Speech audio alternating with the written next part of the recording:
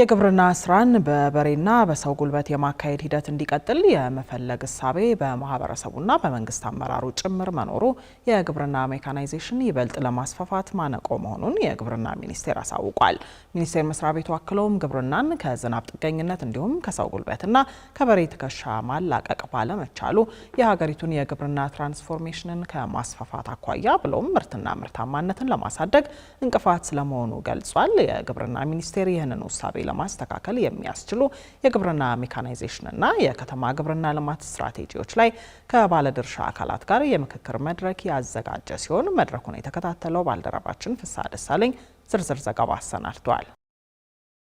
የግብርና ሚኒስቴር ይህንኑ ባህላዊ የግብርና ስራ ሐሳብ ለማስተካከል የሚያስችሉ የግብርና ሜካናይዜሽንና የከተማ ግብርና ልማት ስትራቴጂዎች ላይ ከባለድርሻ አካላት ጋር የምክክር መድረክ ያካሄደ ሲሆን በዚሁ የምክክር መድረክ በሕዝብ ተወካዮች ምክር ቤት የግብርና ጉዳዮች ቋሚ ኮሚቴ አባላትን ጨምሮ የፌዴራልና የክልል የዘርፉ አመራሮችና ባለሙያዎች እንዲሁም የአጋር አካላት ተወካዮች ተገኝተዋል። መድረኩን ያስጀመሩት የግብርና ሚኒስትሩ አዲሱ አረጋ የግብርና ሜካናይዜሽን ስትራቴጂ በአመለካከት ላይ ያለውን የተዛባ ግንዛቤ ለመፍታት እንዲሁም የማሽነሪ አጠቃቀም ላይ በቂ ስልጠና መስጠት ያስችላል ብለዋል። ሚኒስትሩ አክለውም ባለፉት ዓመታት በማህበረሰቡና በተለይም ለባለሀብቶች በሰጠው ስልጠና እንዲሁም በተደረጉ የተለያዩ ድጋፎች 6.3 ሚሊዮን ሄክታር መሬት በግብርና ሜካናይዜሽን ማልማት መቻሉን አመልክተዋል። መንግስት ሜካናይዜሽንን ለማስፋፋት ቁርጠኛ ነው። ከ555 በላይ የሜካናይዜሽን እቃዎች ወደ ሀገር ውስጥ ያለምንም ቀረጥ እንዲገቡ ፈቅዷል። በአሁኑ ጊዜ እንደ ሀገር ወደ 21000 ትራክተሮች ደርሰናል። ወደ 10000 ኮምባይነሮች ደርሰናል። ከ500,000 በላይ ፓምፖችን አቅርበን መጠቀም ችለናል ማለት ነው።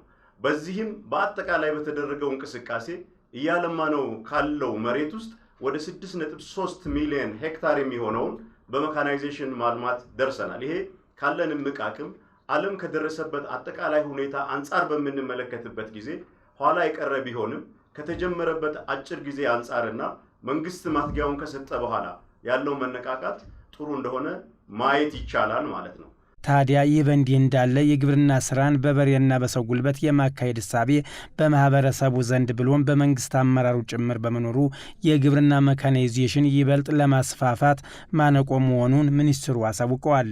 አንዱና መሰረታዊው የሜካናይዜሽን ስትራቴጂ ነው።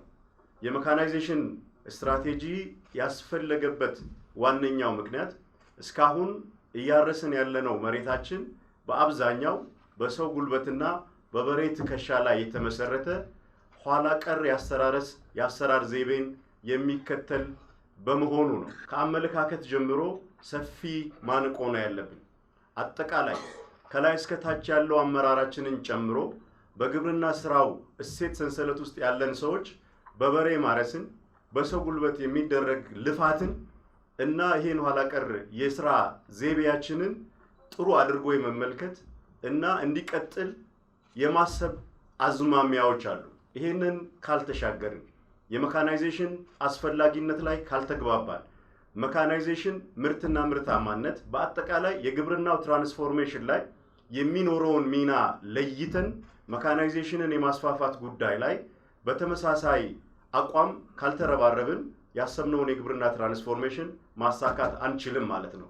ሚኒስትሩ ጨምረውም ግብርናን ከዝናብ ጥገኝነት እንዲሁም ከሰው ጉልበትና ከበሬ ትከሻ ለማላቀቅ በዋናነት ትራክተሮችንና ኮምባይነሮችን በሀገር ውስጥ የመገጣጠም ተግባር በስፋት መስራት ለነገ የማይባል ተግባር ነው ብለዋል።